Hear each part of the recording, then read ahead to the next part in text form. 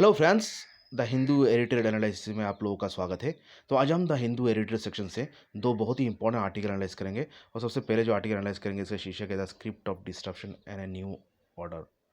ये corona virus के वजह से जो विश्व में जो राजनीतिक और जो अर्थनैतिक जो कॉन्सिक्वेंस इसका जो असर होगा, ये एक नई राजनीतिक या इकोनॉमिक ऑर्डर बनेगा वर्ल्ड में, उसी पे ये आर्टिकल है। और दूसरा जो आर्टिकल हम लोग एनालाइज करेंगे ये है India in post pandemic world.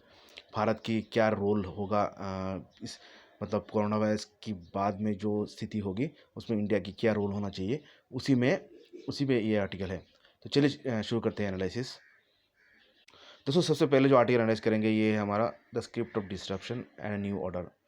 चलिए देखते हैं इस आर्टिकल में राइटर ने क्या कहा है। देखिए दोस्तों, सबसे पहले राइटर कहते हैं कि जो कोरोना वायरस के बाद जो दुनिया विश्व की जो अर्थव्यवस्था या समाज व्यवस्था जो होगी, वो मतलब पहले जैसे कभी नहीं होगी। मतलब जो पहले था कोरोना वायरस से जो पहले जो स्थिति था राजनीतिक या अर्थनैतिक, वो अभी नहीं होगा। और जो मतलब एबनॉर्मल था वो अभी नॉर्मल हो जाएगा। मतलब हम सोच सकते हैं मतलब किस तरह विश्व की समाज व्यवस्था या अर्थव्यवस्था जाएगी इस महामारी के बाद। और राइटर ये भी कहते हैं इस ये जो कोरोना वायरस के बाद जो विश्व की समाज व्यवस्था या अर्थव्यवस्था जो चेंज होगी, ये पहली नहीं हुई है, क्योंकि इससे पहले भी जो पैंडेमिक्स थे उसने मानव समाज को बिल्कुल मतलब परिवर्तन कर दिया था। कई मतलब एम्पायर्स या राज व्यवस्था मतलब ठप पड़ गई थी इस पैंडेमिक के बाद, महामारी के बाद। और ये जो और जो अब फंडामेंटल जो चेंजेस आती है गवर्नेंस में या जो शासन व्यवस्था में या जो बिजनेस की नीतियों में, ये तो स्वाभाविक है। कोई भी महामारी के बाद ये तो आती है विश्व में, विश्व की समाज व्यवस्था या राज्य व्यवस्था या अर्थव्यवस्था में। और इस कोरोना वायरस के बाद जो ये नहीं होगा, ये कोई असंभव नहीं है। और ये इसके साथ साथ जो मानव समाज का जो मौलिक नीति है उसका जो वो जो उसका जो हनन होता है या जो मॉरल वैल्यूज़ की जो डिमिनिशन होती है, वो भी होती है कोरोना वायरस की कोई भी महामारी के बाद। और ये पैंडेमिक के बाद, ये कोरोना वायरस कोविड-19 के बाद भी मानव समाज का जो वैल्यूज़ है उसका भी मतलब हनन होगा, उसका भी मतलब वो भी उसका भी डिमिनिशन होगा, मतलब वैल्यूज़ कमेगा। और जो इंटरनेशनल कम्युनिटी का एक जो कॉन्सेप्ट था वर्ल्ड कम्युनिटी या इंटरनेशनल कम्युनिटी, वो मतलब अभी इस महामारी के बाद हो सकता है ये कॉन्सेप्ट और ना रहे। और क्योंकि जो महामारी के समय ये देखा गया है कि सभी देश मतलब अपना जो इंटरेस्ट है उसी पे ध्यान दे रहा है। और मतलब विश्व की लोगों की इंटरेस्ट को नहीं देख रहा है, बल्कि सिर्फ अपना नैरो जो नेशनल इंटरेस्ट है उसी पे ध्यान, उसी पे केंद्रित है विश्व की सभी राज्य व्यवस्था। जैसे कि चाइना, यूएस, जो भी बड़े बड़े देश है वो अपना हित के बारे में सोच रहा है, ना कि विश्व की हित किस बारे में सोच रहा है। तो इससे जो कोरोना वायरस के बाद की जो स्थिति में जो एक इंटरनेशनल कम्युनिटी या वर्ल्ड कम्युनिटी या विश्व मानव के एक समाज का जो कॉन्सेप्ट है, वो मतलब सीज टू एग्जिस्ट, मतलब वो और नहीं रहेगा, ये कहना है राइटर का। और राइटर ये भी कहते हैं कि इस कोरोना वायरस के समय जो विश्व की जो बड़े बड़े संस्थान हैं वो भी मतलब क्रिटिसिज्म, उनका भी क्रिटिसिज्म किया गया है, या वो भी मतलब विश्व की बड़े बड़े देशों का मतलब उनको भी ये क्रिटिसिज्म मिला है। जैसे कि हमारा जो यूएन सिक्योरिटी काउंसिल हो गया, और जो वर्ल्ड हेल्थ ऑर्गेनाइजेशन, इन दोनों की जो रोल है इस कोरोना वायरस में की मद्देनज़र उनको उनकी उनकी रोल को मतलब क्रिटिसाइज़ किया गया है। यूएस जैसे देशों ने या विश्व की बड़े बड़े देशों ने उनकी रोल को मतलब क्रिटिसाइज़ किया है। हालांकि जो यूएन सिक्योरिटी काउंसिल को इसलिए अटैक किया गया है, इसलिए इसको क्रिटिसाइज़ किया गया है क्योंकि उसने ये जो सिचुएशन, जो कोरोना वायरस की महामारी के सिचुएशन पे मतलब उसको एक्शन लेने पे उसने देरी कर दी, बस स्लो हुआ था उसने इस सिचुएशन से डील करने में। और जो हु की तो बात जानते हैं कि जो डोनाल्ड ट्रंप ने बार बार उसको आरोप लगाया है कि उसने जो कोरोना वायरस के हेतु उसने अपना रोल अच्छी तरह से नहीं निभाया है। और ये पैंडेमिक या इसका जो महामारी की जो नेचर था उसको उसने अंडर एस्टिमेट किया है। और विश्व को उसने जितना विश्व को सभी देशों को जो उसकी जो रोल थी अलर्ट करने का या उसको इन्फॉर्म करने का, उसने नहीं किया है। और मतलब उसकी रोल अभी भारी प्रश्न चिन्ह में आ गया है यूएस या बड़े बड़े देशों की नज़र में। अब ये कि जो कोरोना वायरस के बाद में जो इकोनॉमिक शॉक होगा, वो मतलब काफ़ी भारी इकोनॉमिक शॉक से विश्व की अर्थव्यवस्था को गुजरना पड़ सकता है। तो जो वर्ल्ड बैंक ने ऑलरेडी मतलब ये प्रेडिक्ट किया है कि जो ग्रोथ होगा, इकोनॉमिक ग्रोथ होगा विश्व की देशों में इस महामारी के बाद, वो निगेटिव होगा, मतलब ग्रोथ बिल्कुल नहीं होगा। और इंडिया की जो ग्रोथ जो इस करंट फिस्कल ईयर की जो प्रिडिक्शन किया है वर्ल्ड बैंक ने, वो होगा 1.5% टू 2.8%, जो कि बहुत ही कम है। और इकोनॉमिक जो कंस्ट्रक्शन, जो इकोनॉमिक जो धीमी गति से चलने से बाद इसके फलस्वरूप जो सैकड़ों लोगों की, जो मिलियंस ऑफ जो जॉब लॉस होगी विश्व भर में, उससे जो सिचुएशन और भी ख़राब होने का अंदेशा है, ये कहना है राइटर का। और राइटर ये भी कहते हैं जो कोरोना वायरस के बाद जो आज व्यवस्था होगा, या जो पॉलिटिकल सिचुएशन होगा, इससे ये होगा जो पहले की जो लेजिस्लेशन थी या जो नीतियाँ थी, जिसको मतलब डेमोक्रेसी की परिपंथी माना जाता था, तो उस वो भी अभी मतलब कोरोना वायरस के बाद मतलब उनको एक नया जीवन मिलेगा, या वो भी अभी राज व्यवस्था में या पॉलिटिकल सेटअप में विश्व के देश यूज़ करेगा। और इसका एक उदाहरण है जो डिजास्टर मैनेजमेंट एक्ट था, जो मतलब एक कॉलोनियल एक एक्ट था जो अंग्रेज़ों ने जो बनाई थी, उसको भी अभी मतलब, और जो कि बहुत ही ऑटोक्रेटिक और जो मतलब एक मतलब कड़ा है, जो इसे नीति जो डेमोक्रेसी के परिपंथी जैसी नीति को भी मतलब अभी विश्व की देश मतलब उसको इस्तेमाल करेंगे इस कोरोना वायरस के महामारी के बाद, जिससे कि मतलब विश्व की जो समाज व्यवस्था या राज व्यवस्था है, वो काफ़ी भारी हद मतलब काफ़ी हद तक मतलब चेंज हो जाएगा। और जो लोगों की जो पर्सनल लिबर्टी है, वो मतलब स्टेट कंट्रोल के अंदर आ जाएगा। मतलब जो यूरोप में ऑलरेडी देखा गया है, जिन लोगों ने अपना जो पर्सनल लिबर्टी है उसको, या जो स्वाधीनता है, वो निजी स्वाधीनता, वो मतलब अभी राज्य की कंट्रोल में आ जाएगा। इसका मतलब जो लोगों की स्वाधीनता में काफ़ी असर होगा इस कोरोना वायरस के बाद। मतलब जो स्वाधीनता या व्यक्तिगत जो स्वाधीनता या प्राइवेसी, वो भी अभी उतना मायने नहीं रखेगा जितना कि स्टेट कंट्रोल या स्टेट अथॉरिटी जितना मायने रखेगा। और राइटर ये कहते हैं कि जो नीतियाँ अभी सरकार ला रही है, वो ये दिलाती, जो अथॉरिटेरियन जो रेजिम जैसे चाइना जैसी, जिसकी चाइना जैसे देशों की जो नीतियाँ है, लोगों की स्टेट कंट्रोलिंग जो करती है, लोगों की पर्सनल लिबर्टी को खनन करके, तो उस तरह का सिचुएशन अभी देखा जा रहा है इस कोरोना वायरस की महामारी के समय। और इसके बाद भी इस तरह का सिचुएशन देखा जा सकता है, ये कहना है राइटर का। और दूसरा जो इस महामारी के समय या बाद जो एक विश्व की जो जियोपॉलिटिक्स या जियो इकोनॉमिक्स में एक जो चेंजेस नज़र आएगा, ये है चाइना की बढ़ती हुई मतलब अंतर्राष्ट्रीय जियो इकोनॉमी या जियो पॉलिटिक्स में उसकी रोल। और ये देखा जा रहा है कि जो प्रेजेंस क्राइसिस या महामारी के समय जो विश्व की अर्थव्यवस्था या राज व्यवस्था समाज व्यवस्था सभी देशों की डावाडोल हो रहा है, उस ये सिचुएशन को मतलब चाइना ने अपने एडवांटेज में अपने अपने लाभ के लिए यूज़ कर रहा है। जैसे कि उसकी जो एग्रेसिव इकोनॉमिक पॉलिसी, या जो उसकी जो साउथ चाइना सी में जो उसकी मिलिट्री एग्रेशन, ये यही दर्शाता है कि चाइना इस मतलब नाजुक विश्व की जो नाजुक दौर चल रहा है, उसमें वो अपना मुनाफा ढूंढ रहा है। तो ये एक नया मतलब जो पोस्ट कोविड या कोरोना वायरस के बाद जो एक नया एक दौर आएगा, वो होगा मतलब चाइना सेंट्रिक, मतलब चाइना एक मतलब बहुत ही अहम भूमिका निभाएगा विश्व की जियो पॉलिटिक्स में और जियो इकोनॉमिक्स में।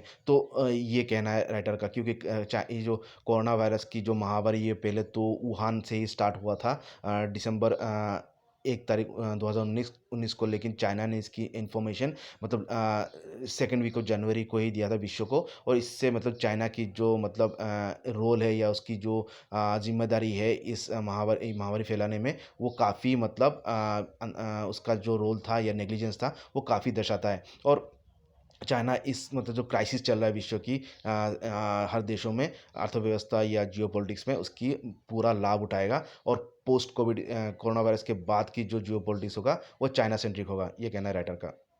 और राइटर ये भी कहते हैं जो विश्व की जो व्यवस्था या जो फाइनेंशियल एसेट्स की जो दावाडोल हो रही है, तो चाइना इस सिचुएशन का लाभ उठाएगा, और जो विश्व की जो फाइनेंशियल एसेट्स है जैसे बैंक्स वगैरह, उसमें वो मतलब उसका अपना दखल और भी बढ़ाएगा।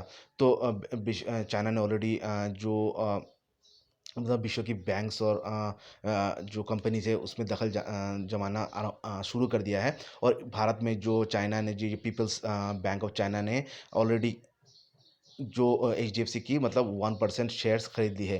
तो ये इसलिए उसने ये किया कि एचडीएफसी की जो बढ़ती हुई जो स्टॉक्स की जो डिमांड जो मार्केट में कमी है, उसी का फ़ायदा उठाया चाइना ने और उसने उसका शेयर्स मतलब अप टू 1% उसने खरीद ली है। तो यही दिखाता है, दर्शाता है कि चाइना की कितनी मतलब विश्व की अर्थव्यवस्था या जो कमर्शियल ऑर्गेनाइजेशन कंपनीज़ वगैरह है या बैंक्स वगैरह है, उनको मतलब टेक ओवर करने का जो चाइना की नीति है, वो पूरा प्रकट होता है चाइना की ये नीतियों से। तो चाइना की ये खतरे के मद्देनज़र विश्व की कई देशों ने जैसे कि इंडिया, ऑस्ट्रेलिया या जर्मनी ने चाइना की जो एफडीआई फॉरेन डायरेक्ट इन्वेस्टमेंट उनकी कंपनियों में या उनके फाइनेंशियल इंस्टीट्यूशंस में मतलब उसमें रोक लगा दी है या रेस्ट्रिक्शन लगा दी है, क्योंकि उनको मालूम है कि चाइना से जो बढ़ती हुई खतरा हो सकता है विश्व की मतलब देशों का अर्थव्यवस्था में। तो इसी के मद्देनज़र चाइना की एफडीआई को उन्होंने मतलब रेस्ट्रिक्ट कर दिया या बैन कर दिया है। और राइटर ये भी कहते हैं कि ये सिर्फ चाइना की एफडीआई रेस्ट्रिक्ट करने से ये काम नहीं होगा, क्योंकि चाइना की जो बढ़ती हुई डोमिनेंस है, जो रीजनल कॉम्प्रहेंसिव इकोनॉमिक पार्टनरशिप जो साउथ एशियन नेशंस में जो ट्रेड रिलेशनशिप डिटरमाइन करती है, तो उसमें जो उसकी बढ़ती हुई डोमिनेंस को वो यूज़ करके जो साउथ ईस्ट एशियन जो मार्केट है उसको एक्सप्लॉइट करेगा। और ना कि साउथ ईस्ट एशियन नेशंस में वो एक्सप्लॉइट करेगा, बल्कि ईस्ट एशियन नेशंस जैसे कि आपका ऑस्ट्रेलिया, न्यूज़ीलैंड, वहाँ पे भी वो अपना जो मार्केट है वो बढ़ाएगा या मार्केट पे उसका दखल जमाएगा। और उसके साथ-साथ उसका जो बेल्ट एंड रोड इनिशिएटिव है, उसका भी वो फ़ायदा उठाएगा।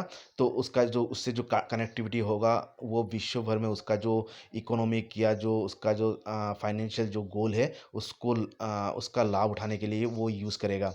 तो जो चाइना मतलब अपने को मतलब एक विश्व की जो एशिया में या साउथ एशिया में या ईस्ट एशिया में वो मतलब चाइना चाइना सेंट्रिक एक मल्टीलेटरल ग्लोबलाइजेशन की एक मुहिम चला रहा है, जिससे कि सभी अर्थव्यवस्था या इकोनॉमी चाइना सेंट्रिक हो जाए और चाइना एक मतलब वर्ल्ड का एक डोमिनेंट इकोनॉमिक सुपर पावर बन जाए। तो ये भी कहना है राइटर का कि चाइना की जो पॉलिसी होगा वो काफ़ी मतलब असर रहेगा विश्व की अर्थव्यवस्था या फाइनेंशियल सिस्टम में।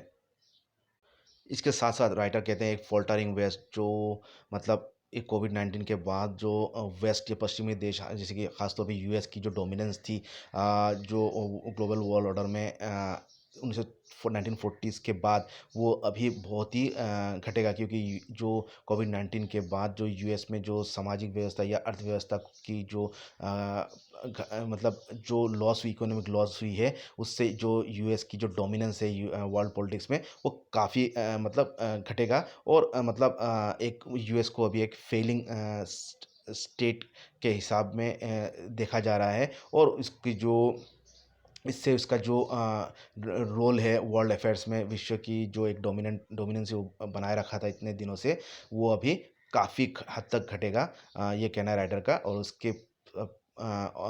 उसके अगेंस्ट में अब चाइना जो विश्व की वर्ल्ड इकोनॉमी या पॉलिटिक्स में डोमिनेंस रखेगा, ये कहना है राइटर का। और इसके साथ साथ यूरोपियन कंट्रीज़ का जो डोमिनेंस है वो भी काफ़ी हद तक घटेगा वर्ल्ड अफेयर्स में इस महामारी के बाद। तो जर्मनी तो अभी ऑलरेडी मतलब एक अलग थलग सा पड़ गया है इस कोरोना वायरस की फाइट में। और जो हाल है फ्रांस की और जो यूनाइटेड किंगडम की पोस्ट ब्रेक्सिट से पोस्ट ब्रेक्सिट सिनेरियो में, तो वो ये फ्रांस और जर्मनी और यूके जैसे देश अभी मतलब कोई उनका कोई वर्ल्ड जियो पॉलिटिक्स में उनका कोई मतलब असरदार रोल नहीं है या कोई उनका पहचान नहीं रहेगा या नहीं है, ये कहना है राइटर का। और जो इंडिया और जो वेस्ट एशिया की जो रोल है वो भी काफ़ी मतलब हद तक चेंज होगा इस कोविड-19 या कोरोना वायरस की महामारी के बाद। जो ऑलरेडी जो घटती हुई जो ऑयल प्राइसेस है, उससे जो आपका जो ये सऊदी अरेबिया और ईरान की जो रिलेशनशिप है, वो मतलब काफ़ी मतलब आपका सऊदी अरेबिया की अर्थव्यवस्था और ईरान की अर्थव्यवस्था काफ़ी डिफ़िकल्टी में मतलब नाज़ुक दौर से गुज़र रही है। और उसका रिलेशनशिप भी मतलब ठीक नहीं मतलब कॉर्डियल रिलेशनशिप नहीं है। तो ये जो घटती हुई जो तेल की दाम है, इससे उनकी जो सऊदी अरेबिया और जो ईरान की रिलेशनशिप वो और भी ख़राब होगा, और इससे जो विश्व जो वेस्ट एशिया में जो रिलेशनशिप है, वेस्ट एशिया कंट्रीज़ के साथ जो इंडिया की रिलेशनशिप है, वो और भी मतलब ख़राब होगा। और इसका जो लाभ होगा, ये लाभ उठाएगा इज़राइल, क्योंकि उस वो ये पोजीशन को मतलब अपने फ़ायदे के लिए ये लाभ उठाएगा, क्योंकि इज़राइल की जो नीतियाँ है उसको तो वेस्ट एशियन कंट्रीज जैसे खासतौर से सऊदी अरेबिया और ईरान जैसे देश ने काफ़ी अपोज किया था। और अभी इन दोनों देशों में जब प्रॉब्लम चल रहा है, तो अभी इस प्रॉब्लम से इसराइल को काफ़ी फ़ायदा मिलेगा, ये कहना है राइटर का। और इसके साथ-साथ जो घटती हुई जो तेलों की दाम और जो West Asian countries Gulf countries का जो इकोनॉमी घटती हुई जो इकोनॉमी, उसकी उससे जो इंडिया की जो माइग्रेंट एक्सपेट्रिएट कम्युनिटी थी वहाँ पे, जो कि मतलब बहुत जो जो विदेशी मुद्रा भारत में लाया करते थे, जो फ़ॉरेन रेमिटेंसेस उनसे काफ़ी आती थी, वो भी बंद हो जाएगा। और उससे जो मतलब फ़ॉरेन फंड्स तो भारत में आना काफ़ी कम जाएगा, और उनकी वापस देश में आने से जो भारत की जो अर्थनैतिक समस्या है वो और भी बढ़ेगा, कि और जैसे कि अनएम्प्लॉयमेंट जैसे समस्या और भी बढ़ेगा, और इंडिया की जो आर्थिक दुर्दशा और भी बढ़ने की संभावना है। तो ये था article the script of disruption and a new order की एनालिसिस। तो आइए एनालिसिस करते हैं अभी हमारा नेक्स्ट आर्टिकल। दोस्तों नेक्स्ट जो आर्टिकल एनालाइज करेंगे ये है India in the post pandemic world. ये कोरोना वायरस के बाद भारत की रोल क्या होगा विश्व में, उसी पे ये आर्टिकल लिखा है। तो चलिए एनालाइज करते हैं इसमें क्या लिखा है। देखिए, पहले पैराग्राफ राइटर ये कहते हैं कि जो कोरोना वायरस की महामारी के समय विश्व की मानवता का जो कलेक्टिव नॉलेज पे काफ़ी एक प्रश्न आता है, और ये दर्शाता है कि हम मतलब मानव समाज को ये याद दिलाता है कि हम हमारे जो अज्ञानता है वो मतलब बहुत ज़्यादा है जितना कि हमारा ज्ञान है। मतलब हम जितना जानते हैं उससे मतलब हमारा जो अज्ञानता वो काफ़ी हद तक ज़्यादा है। और जो हम अपने बारे में या जो पृथ्वी के बारे में जहाँ पे हम रहते हैं उसके बारे में अभी भी हमारा जो ज्ञान है वो काफ़ी कम है, ये कहना है राइटर का। और राइटर ये कहते हैं जो कोरोना वायरस की महामारी ने जो भारत की जो फॉरेन पॉलिसी है उसके बारे में जो ग्लोबलिस्ट है या जो एंटी ग्लोबलिस्ट है, ये नेशनलिस्ट है या जो एंटी नेशनलिस्ट जो एंटी ग्लोबलिस्ट है, उन सभी ने मतलब अपना मंतव्य दिया है। तो किसी ने तो ये भी कहा है कि जो भारत की जो एज ए मल्टीलेटरल रोल है ग्लोबली, उसको और भी मतलब और भी कारगर करना चाहिए, और इंडिया को एक लीडरशिप रोल लेना चाहिए मतलब विश्व में। और भारत को मतलब इंटरनेशनल कोऑपरेशन या साझेदारी का बारे में सोचना चाहिए, और भारत को मतलब लीडरशिप रोल लेना चाहिए इंटरनेशनल कोऑपरेटिव वर्ल्ड ऑर्डर में। मतलब एक साझेदारी का एक विश्व का एक समाज बने जिसमें भारत एक डोमिनेंट रोल ले, ये कहना है बहुत आपका नेशनलिस्ट का और जो एंटी ग्लोबलिस्ट है दोनों का। लेकिन राइटर ये कहते हैं कि अभी इस दौर पे, हम नाजुक दौर पे हमें ये सोचना चाहिए कि हमारा जो अंदरूनी जो सामाजिक या जो इकोनॉमिक व्यवस्था है उसको कैसे हम सुधार सकें, ना कि जो विश्व की जो अर्थव्यवस्था या इंटरनेशनल रिलेशनशिप के बारे में सोचना चाहिए। हमें अपना अपना जो सामाजिक या आर्थिक जो व्यवस्था है उसको मतलब ठीक करना चाहिए, ये कहना है राइटर का। तो हमें अभी मतलब इंटरनल पॉलिटिक्स में ज़्यादा ध्यान देना चाहिए। और आइडिया ये कहते हैं जो भारत जो ये पोस्ट पैंडेमिक कोरोना वायरस के बाद में जो वर्ल्ड ऑर्डर में जो इंडिया की जो रोल होगा वो इसमें डिपेंड करेगा कि हम ये क्राइसिस को कैसे अभी डील करते हैं और इससे हम कैसे उभर सकते हैं।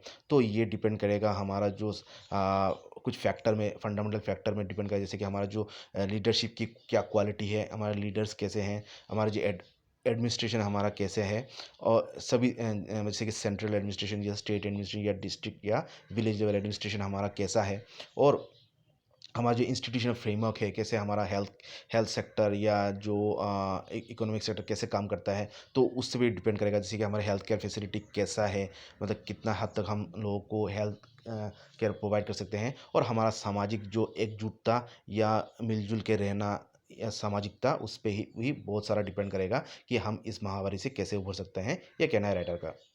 और राइटर ये भी कहते हैं जो हाल फिलहाल में जो कोरोना वायरस की क्राइसिस में जो इन जो फैक्ट सेक्टर्स जो एडमिनिस्ट्रेशन या हेल्थ केयर या कोई भी जो पॉलिटिकल या जो एडमिनिस्ट्रेटिव जो सेक्टर्स हैं भारत के, उनकी जो फंक्शन थी उससे मतलब ये जो एक मतलब उनसे जो एक कॉन्फिडेंस उनसे नहीं मिलती है कि वो मतलब हम मतलब अच्छी तरह से इसकी मतलब महामारी से उभर सकेंगे, या इससे मतलब एक कारगर रूप से हम लड़ लड़ पाएंगे। और इससे एक दो छवि आता है भारत का, मतलब एक छवि जहाँ पे इंडिया में जहाँ पे सोशल डिस्टेंसिंग पॉसिबल है, और एक छवि आती है जहाँ पे ये पॉसिबल नहीं है। यही दर्शाता है कि जो हमारा जो एडमिनिस्ट्रेटिव फेलियर रही है, उसी उसी को दर्शाता है। और ये कहना है राइटर का।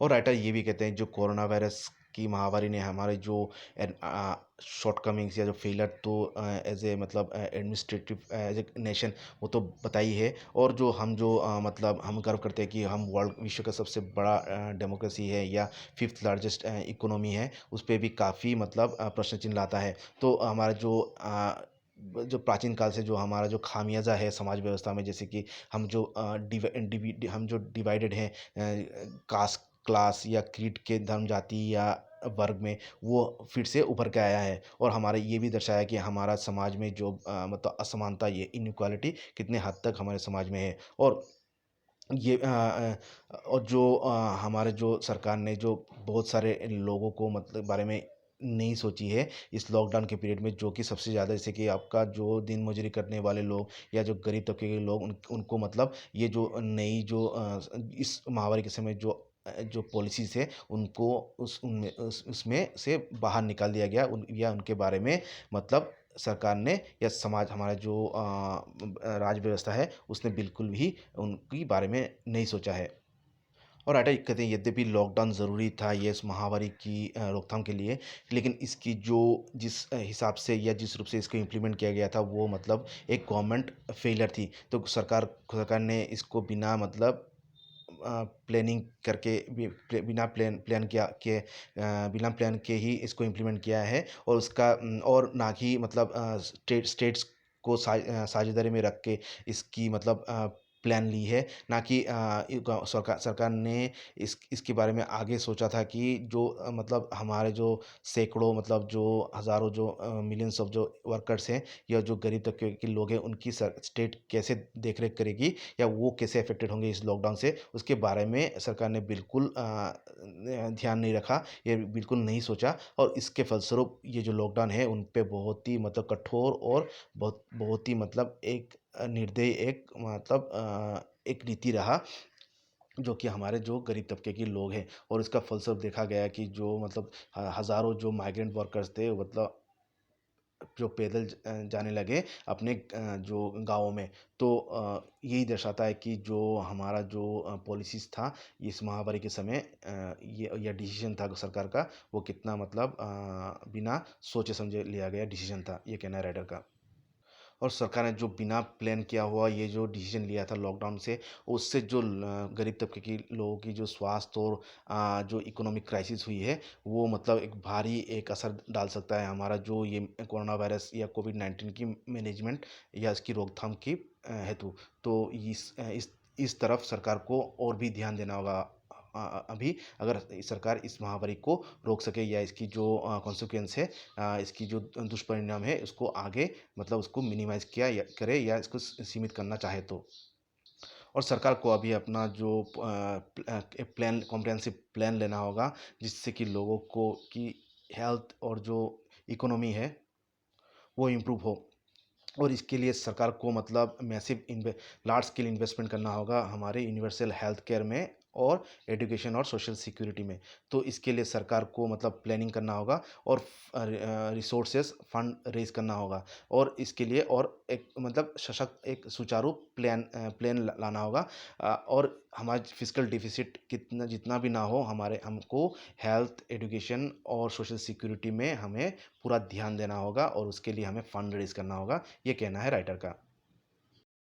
और राइटर ये कहते हैं कि ये जो 3 सेक्टर्स है, हेल्थ, एजुकेशन और जो सोशल सिक्योरिटी में अगर इन्वेस्टमेंट, ये हमारा मतलब मूल मतलब सोशियो इकोनॉमिक जो ट्रांसफॉर्मेशन के लिए बहुत ही अनिवार्य एक स्टेप्स है, और इसको सरकार को लेना ही होगा। या यदि सरकार हमारे देश को या भारत को मतलब ग्लोबल इकोनॉमी में अपना एक पोजीशन बनाना है इस महामारी के बाद, जो कि एक नया एक वर्ल्ड ऑर्डर बनेगा या नया एक इकोनॉमिक ऑर्डर बनेगा।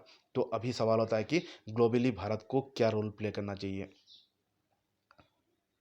राइट है, ये कहते हैं कि समय तो मतलब हमारे जो डोमेस्टिक फ्रंट में तो हमें इस महामारी से झेलना ही है, ये लड़ना है, बल्कि इंटरनेशनल स्तर पर भी हमें वर्ल्ड ऑर्गेनाइजेशंस के साथ मतलब साझेदारी में मल्टीलेटरल, रीजनल या बायलेटरल हमें साझेदारी करना होगा, जिससे कि हम विश्व स्तर पे इस कोविड-19 क्राइसिस से डील कर सकें। और ऐसा हम तभी से कर सकते हैं तब जब हम अपना जो एसेंशियल मेडिसिन सप्लाई है वो विश्व को हम दे मतलब सप्लाई करें। यद्यपि हमको जो एपीआई या एक्टिव फार्मास्यूटिकल इंग्रेडिएंट्स चाइना से मंगवाना पड़ता है, फिर भी हमारे पास जो भी मेडिसिन है वो हम विश्व की सभी देशों को जिनको ज़रूरत है उनको दे। और एक मतलब इंटरनेशनल जो एफर्ट है कोरोना वायरस की वैक्सीन बनाने के लिए, उस पर भी भारत साझेदारी करे और वैक्सीन की मैन्युफैक्चरिंग करे और दुनिया को मतलब उसकी डिस्ट्रीब्यूशन करे। तो ऐसे हम विश्व की जो फाइट है कोरोना वायरस के हेतु, उसमें हम साझेदारी या योगदान दे सकते हैं।